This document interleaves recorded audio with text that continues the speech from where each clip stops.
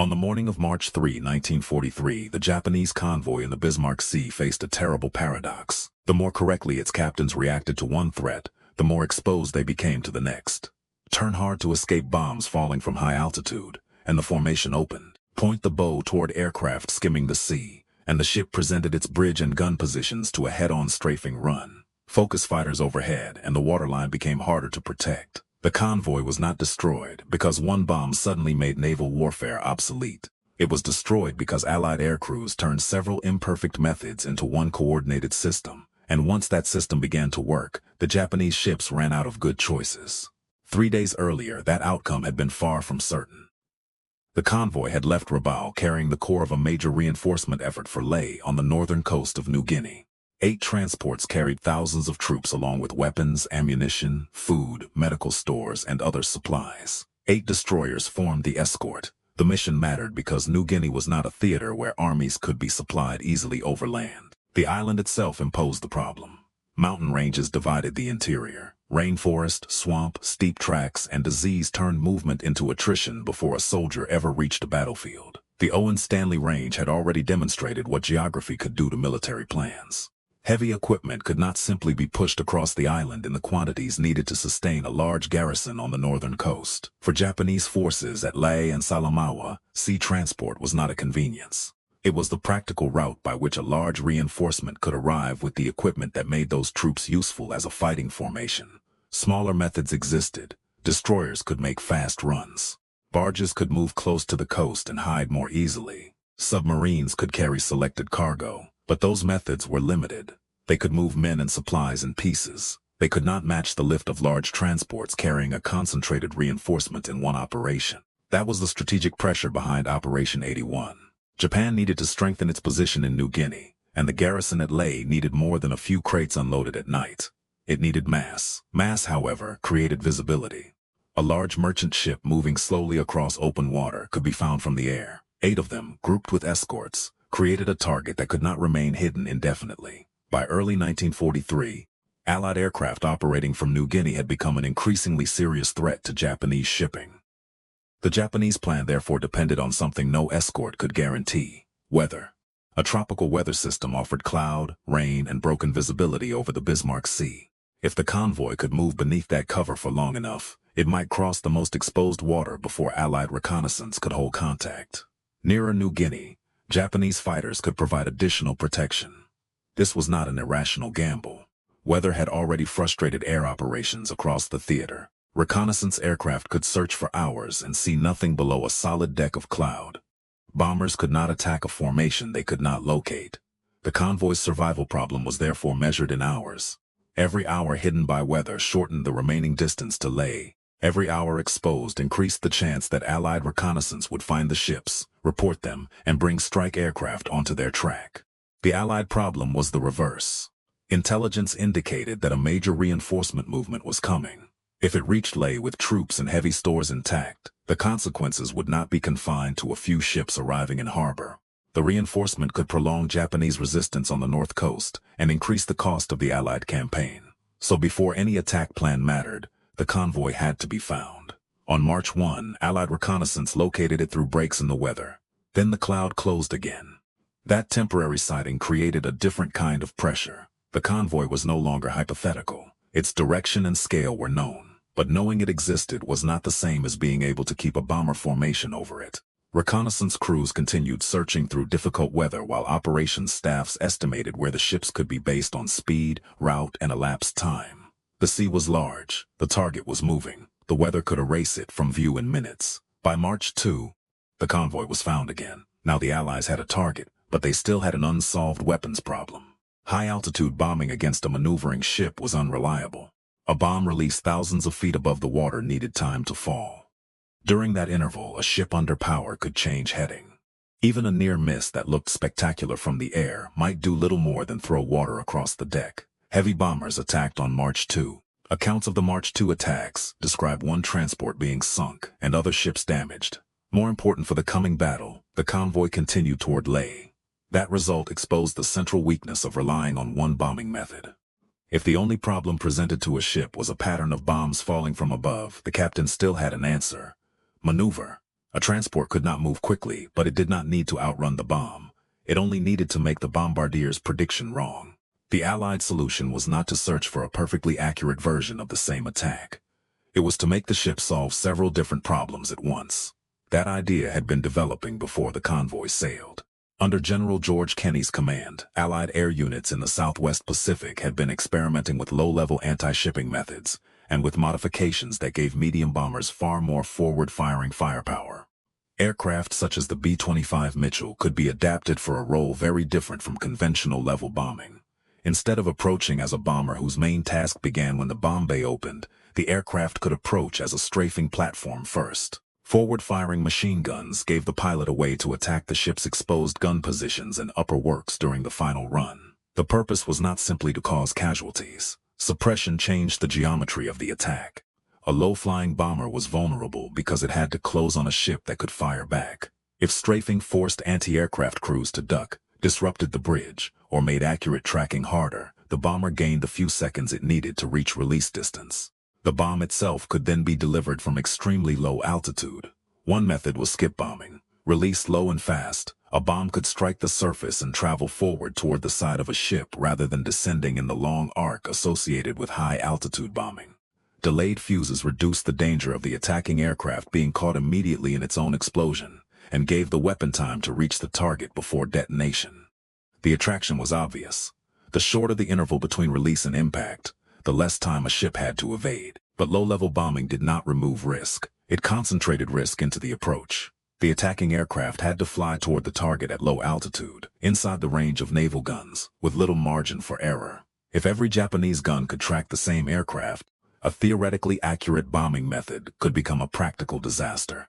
That is why the attack on March 3 cannot be understood by looking only at the bombs that skipped across the water. The real weapon was sequence. Different aircraft arriving at different altitudes and from complementary attack profiles could force the convoy to divide its attention. One layer could disrupt formation, another could suppress decks and gun crews, another could deliver the bomb at a range where maneuver mattered much less. No layer needed to be perfect by itself. They only needed to make the next layer more dangerous. By the morning of March 3, that system was ready to be tested against a convoy that was now dangerously close to New Guinea. The weather that had helped conceal the Japanese movement had improved. The ships could be seen, which also meant Japanese fighters could operate over them more effectively. The convoy still possessed destroyer escorts, anti-aircraft weapons, and fighter cover. It was damaged, but it was not defenseless. The Japanese objective remained simple: keep moving toward Leh. The Allied objective was no longer simply to hit ships. It was to break the convoy as an organized defensive system. Shortly before the main low-level attack, heavy bombers appeared above the formation. From a ship's bridge, this was the familiar threat. Bombs released from altitude had to be answered by maneuver. Captains changed course. Individual ships sought to move away from predicted impact points. That response made sense for each vessel. For the convoy, however, it carried a cost. A defensive formation works because ships support one another. Escorts occupy positions from which their guns and movement protect the transports. The formation concentrates observation, fighter direction, and anti-aircraft fire. It gives the convoy a shape. Hard evasive turns disturb that shape. A destroyer that maneuvered to avoid one bomb pattern could no longer remain exactly where the transport screen required it. A slow merchant ship and a fast escort did not turn with the same agility. Wakes crossed, distances opened.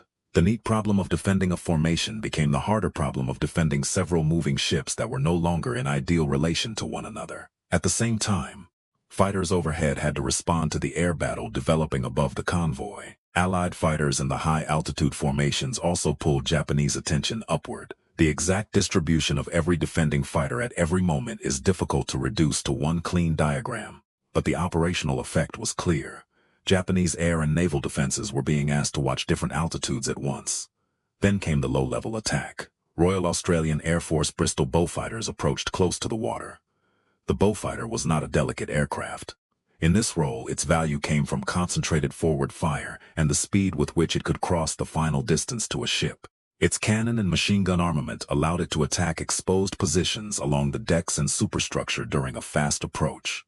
For men serving anti-aircraft weapons on a ship, a low-level aircraft created a radically different tracking problem from a bomber high overhead.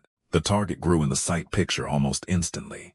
The angle changed fast. Masts, bridge structures, smoke, spray, nearby ships, and the ship's own evasive movement complicated the gunner's task, and the bullfighters were not trying to sink the transports with their strafing fire. They were trying to make the transports harder to defend. This distinction is essential.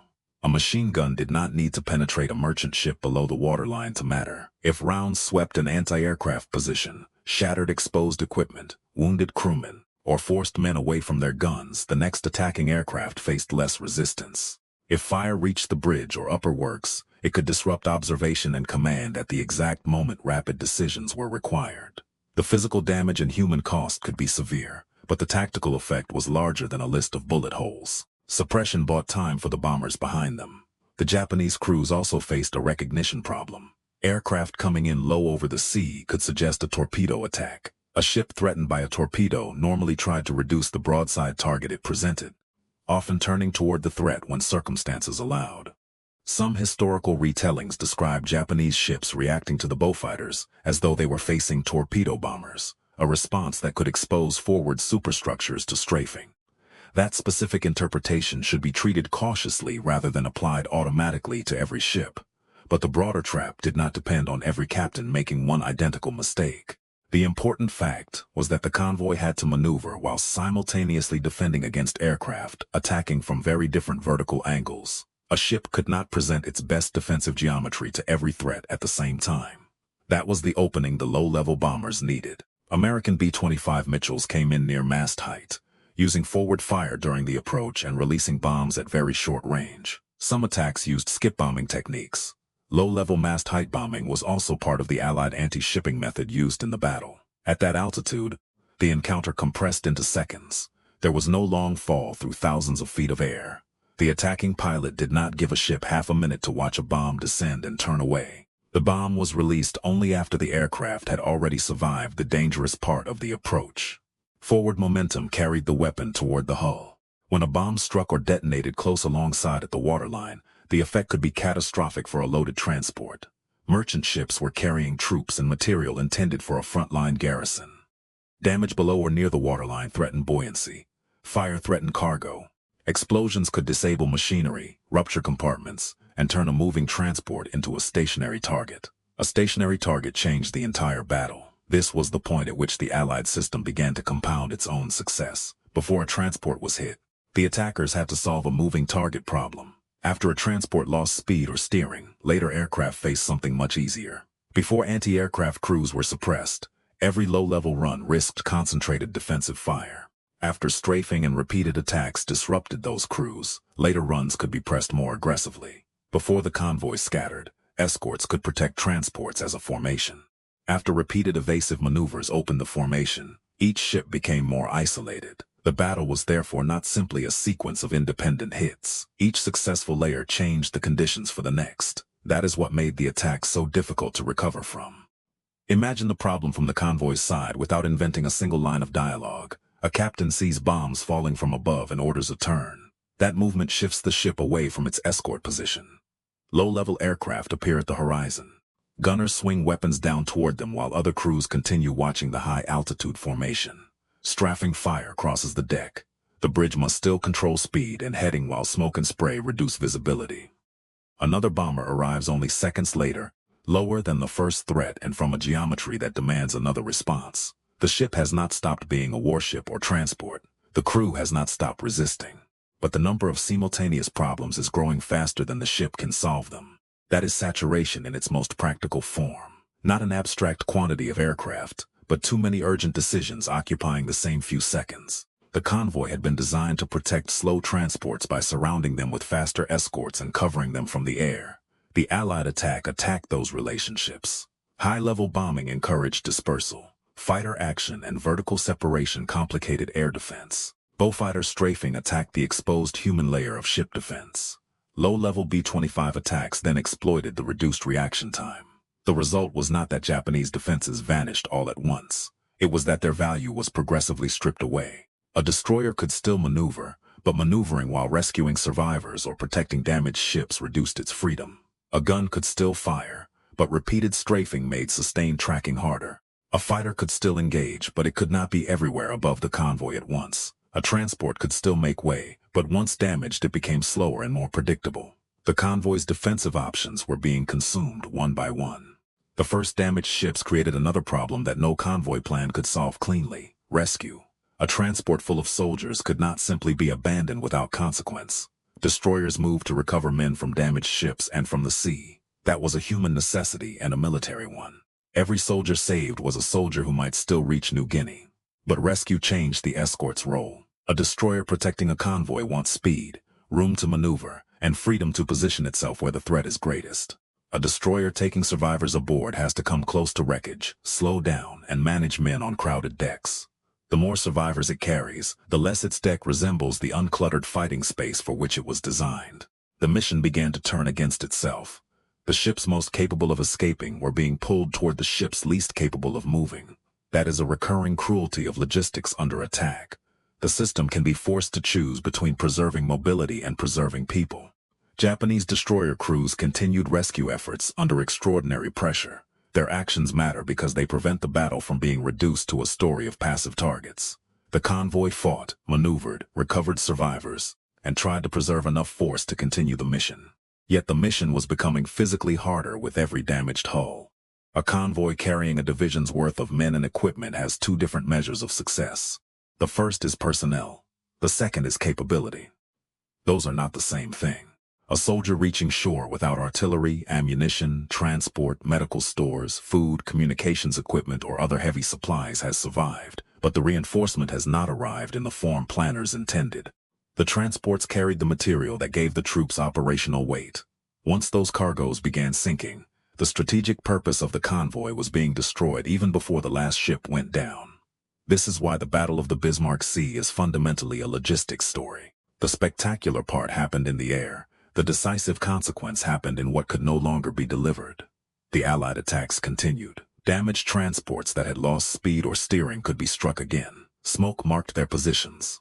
Fires made them harder to operate and easier to identify. The organized formation that had left Rabaul was being replaced by clusters of crippled ships, escorts maneuvering between them, and men in the water. Allied attacks continued through the day, and the destruction became cumulative rather than perfectly controlled. Air attacks remained dangerous. Aircraft could miss, crews could be hit. Weather, smoke, defensive fire, navigation, and timing still created friction. But friction no longer affected both sides equally. At the beginning of the battle, a missed bomb left a moving convoy intact. Later, even an imperfect attack could deepen the disorder around ships that were already damaged, slowed, or separated. The Allies had converted accuracy from an all-or-nothing requirement into a cumulative advantage. This point explains why simply asking whether skip bombing was accurate misses the larger mechanism. Skip bombing mattered. Low-level massed height bombing mattered. Forward-firing guns mattered. Beaufighter strafing mattered. Fighter cover mattered. High-altitude bombing mattered. Even when many bombs missed, reconnaissance mattered before all of them. None of those elements, isolated from the others, explains the result. The system worked because each element changed the conditions under which the next one operated. Reconnaissance prevented the convoy from disappearing. High-level attack forced reaction and helped break formation. Fighters contested the Japanese air umbrella. Low-level strafing suppressed the human beings who had to aim the shipboard guns. Massed height bombers compressed reaction time and attacked hulls at close range. Repeated strikes exploited damage that earlier strikes had created, and rescue obligations reduced the freedom of the surviving escorts. The Japanese convoy did not encounter one tactic. It entered a chain of tactical problems whose solutions contradicted one another. That is the key to the battle. Not that the Japanese ships had no defenses. They had defenses that could be pulled apart. The convoy had been organized around the assumption that threats could be answered in recognizable categories. Bombs from high altitude required maneuver. Low aircraft could be met with anti-aircraft fire and ship handling. Fighters could protect the formation from enemy aircraft. Destroyers could shield and rescue transports. The Allied attack did not ignore those responses. It used them as inputs. When ships maneuvered, formation protection weakened. When gunners exposed themselves to engage low aircraft, strafing targeted those positions. When air cover climbed to fight, the near-surface attackers gained opportunity. When destroyers slowed to rescue men, they surrendered some of the speed that made them difficult targets. This is why the battle feels so modern in its logic even though the machines belong to 1943. The decisive advantage came from integration. A weapon was valuable not only for what it destroyed, but for what it forced the enemy to do next. By the time the principal attacks had torn through the formation, the convoy's original mission was beyond recovery. By the end, all 8 transports were lost, along with 4 of the 8 destroyers. Thousands of men survived through rescue by Japanese warships, submarines, and other efforts, but survival did not restore the cargo that had gone down with the transports. For Lei, that distinction was decisive. The reinforcement had been intended to arrive as an organized body with the tools needed to fight and sustain itself. Instead, many survivors reached Japanese-held territory with the material basis of that reinforcement destroyed. Roughly half of the nearly 6,900 embarked troops eventually reached land, depending on how survivors and categories are counted. The larger operational fact is more important than a false sense of numerical precision.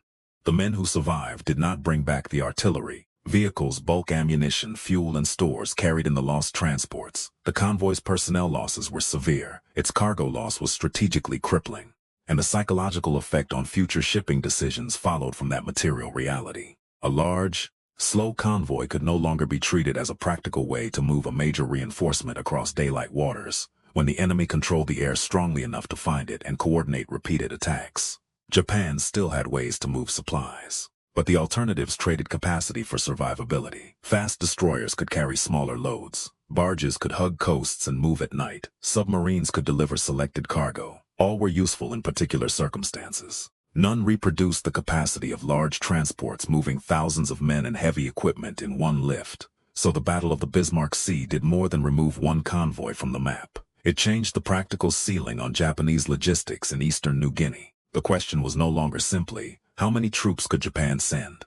It became, how much useful combat power could Japan deliver without exposing the transport system to destruction from the air? That is a much harder question. There is another way to see why the battle became so one-sided once the attack sequence took hold. 3 different clocks were running. The first clock measured days. That was the reconnaissance clock. The Japanese needed weather to hide a slow convoy long enough to cross dangerous water. The Allies needed to find it early enough to assemble repeated strikes before it reached Lei. On this clock, the storm helped Japan at first. Cloud delayed contact. It forced search aircraft to work for every sighting. It gave the convoy distance. But weather could delay detection only while it remained closed. Once reconnaissance reacquired the ships and the sky improved, the convoy could not make the remaining distance instantly. Its transports were still slow. Its destination was still fixed. Its route was constrained by geography. The first clock had expired. The second clock measured minutes. That was the formation clock. A convoy can recover from one maneuver if it has time to reform. Escorts can resume station. Gunners can reorient. Fighter direction can be re-established. Damaged communications can be bypassed. A captain can regain a useful heading. The March 3 attack denied that recovery time. As one threat passed, another appeared before the defensive system could settle. The high-altitude attack did not have to sink every ship if it forced immediate maneuver. The strafing attack did not have to penetrate every hull if it disrupted the crews who needed to recover from that maneuver. The low-level bombers did not have to attack a perfectly organized convoy if the first 2 layers had already made the organization imperfect. The second clock kept resetting before the Japanese could finish the previous task. Then came the third clock. It measured seconds. That was the weapon clock. High-altitude bombs gave a moving ship time to alter the prediction on which the drop had been based. Low-level release changed that relationship. At short range, the captain's decision cycle and the weapon's travel time were now competing directly. A ship could see the aircraft. It could order a turn. Its rudder could begin to bite into the water. But a large hull did not pivot instantly. By compressing the final approach, Allied crews reduced the amount of useful movement a ship could make after the weapon was committed. This was the technical achievement behind the drama. The Allies did not make bombing perfectly accurate. They made evasion progressively less valuable. That is a more important distinction. It also explains why the popular image of a bomb bouncing across the sea can distort the battle if it stands alone. Skip bombing is visually unforgettable. A bomber coming in almost at mast height, a bomb striking the surface, water exploding behind it, and a transport filling the frame is an image that seems to contain the whole answer. But that image begins too late. Before the bomb could be released, reconnaissance had to keep contact with the convoy. Before the low-level aircraft could survive their run, air cover and shipboard defenses had to be divided and suppressed. Before a damaged transport became an easy target, earlier attacks had to break the coherence that made the convoy defensible. And after a ship was hit, other aircraft had to return before escorts could restore control or tow, rescue, and reform under better conditions. The battle therefore rewards a systems view. The Allied force did not need one aircraft type to do everything. It needed each aircraft type to do the thing that made another aircraft type more effective. Heavy bombers could create disruption even when direct hits were uncommon. Fighters could occupy enemy fighters. Bullfighters could turn forward fire into anti-aircraft suppression. B-25 crews could exploit the low-altitude approach they had practiced and adapted for shipping targets. Coordination connected those functions. That coordination was also vulnerable. If low-level aircraft arrived too early, they could meet a convoy whose guns were fully ready. If they arrived too late, the ships could regain formation. If reconnaissance lost the target for too long, the whole force might arrive over empty water. If weather closed at the wrong moment, the attack geometry could collapse. The system was lethal because the parts met at the target in the right relationship, not because any one part was invulnerable. That limitation matters. It keeps the battle from becoming a story about technological destiny. Allied crews had adapted aircraft, tactics, training, and timing to a specific operational problem. The outcome depended on preparation and coordination as much as on hardware. The Japanese, for their part, had designed a reinforcement plan around the tools available to them. Weather concealment, destroyer escort, fighter protection, ship maneuver, and speed toward a fixed destination. The disaster came when those defenses were forced to interfere with one another. For the soldiers aboard the transports, none of this would have felt like a clean tactical diagram. They were passengers inside a system being dismantled around them. When a transport lost power or began to sink, survival depended on reaching the deck, entering the water, finding flotation, or being recovered by another vessel. Men rescued by destroyers faced another danger because those destroyers remained part of a battle still taking place. The human cost continued after the neat lines of the convoy disappeared. Japanese ships and submarines recovered thousands of survivors. Many reached Japanese-held territory without the heavy equipment the convoy had been meant to deliver. That contrast is the bridge between the tactical and strategic stories. A transport can be counted as one ship. Its cargo cannot be reduced so easily. Inside those hulls was the difference between men arriving and a formation arriving. Heavy weapons allowed troops to defend positions that rifles alone could not hold. Ammunition determined how long those weapons could remain useful. Medical stores affected how many wounded men might return to duty. Vehicles and bulk supplies affected movement and sustainment. Food affected every day that followed. When the ships sank, those functions sank with them. A rescued soldier did not recover a truck from deep water. A destroyer could save men, but it could not recreate a transport's cargo hold. A submarine could later carry selected supplies, but it could not replace the lost lift at the same scale. A barge could move quietly along a coastline, but quiet movement came with limits in speed, capacity, and exposure to local conditions. The Japanese response after the battle therefore had a built-in trade-off. Smaller and faster or more concealed methods could reduce the chance of another mass disaster. But every reduction in visibility also reduced throughput. That trade-off mattered across New Guinea, because the environment was already consuming supplies at a brutal rate. A garrison in difficult terrain does not merely need ammunition for combat. It needs a continuous flow of food, medicine, replacement equipment, and labor just to remain functional. When supply arrives in fragments, commanders are forced to choose what not to send.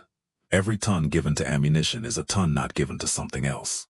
Every destroyer assigned to transport duty is a warship spending time on logistics. Every submarine used as a cargo carrier is a submarine not performing another mission. Every night barge run moves a fraction of what a merchant transport could have carried.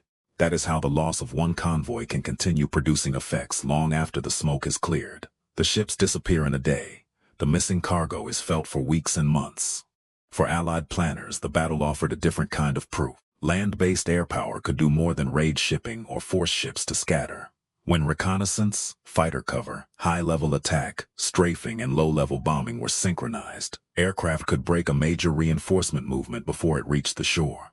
That did not mean every future convoy would be destroyed in the same way. It did mean that a large daylight transport operation under hostile air conditions now carried a cost the Japanese command could not ignore.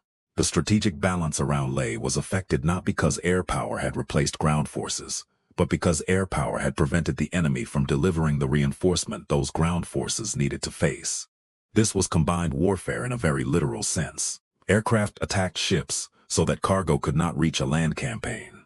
The sea became the place where a future ground battle was weakened before many of its soldiers arrived.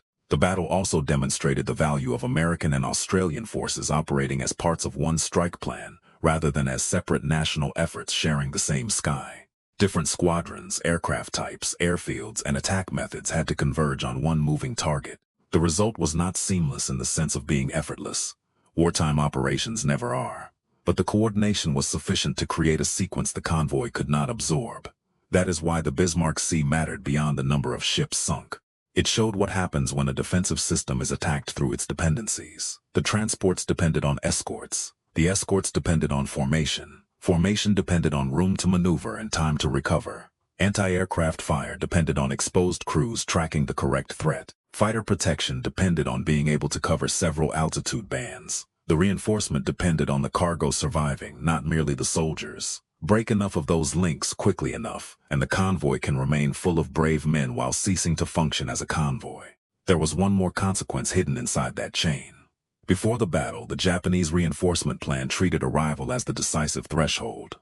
If the convoy could survive the open water crossing and reach the coast, troops and cargo could be unloaded, and the operation would have achieved its purpose. After the battle, arrival could no longer be treated as one event. A reinforcement movement had to survive detection, survive repeated air attack, preserve enough escorts to protect damaged ships, keep transports moving, reach the unloading area, and then remain there long enough to put men and heavy stores ashore. Every stage created exposure. The closer a large transport came to its destination, the less useful speed became if unloading required it to slow or stop. A convoy that survived the crossing but arrived damaged could still lose the race while cargo remained aboard. The operational problem had expanded from moving ships to preserving an entire chain of delivery. That realization favored dispersion, darkness, concealment, and smaller loads. It also imposed inefficiency. The safer the individual movement became, the harder it was to deliver the mass needed by a large frontline force. This is the part of the Bismarck Sea story that explosions can hide. A burning transport is immediate. A missing supply schedule is invisible. Yet the second can shape a campaign longer than the first. The Japanese forces already fighting in New Guinea depended on a logistical network stretched across sea lanes, coastal routes, and difficult terrain. When the largest link in that network became too dangerous to use openly, pressure shifted onto every smaller link. More runs were required to move the same amount of cargo. More vessels and crews were tied to transport tasks. More weather windows had to be exploited. More unloading had to be done in darkness or under concealment. And heavy items that were easy to load into a merchant ship became much harder to distribute through small craft. The Battle of the Bismarck Sea therefore produced a second-order effect that was larger than the wreckage itself. It narrowed the ways Japan could reinforce the front. That narrowing did not end the campaign immediately. Japanese forces continued fighting in New Guinea, often under extreme conditions, and alternative supply methods continued to operate. But the scale of reinforcement that had been attempted in Operation 81 had become far more difficult to repeat. The convoy had tested whether weather, escorts, fighters, and traditional ship handling could protect mass transport under increasingly hostile air conditions.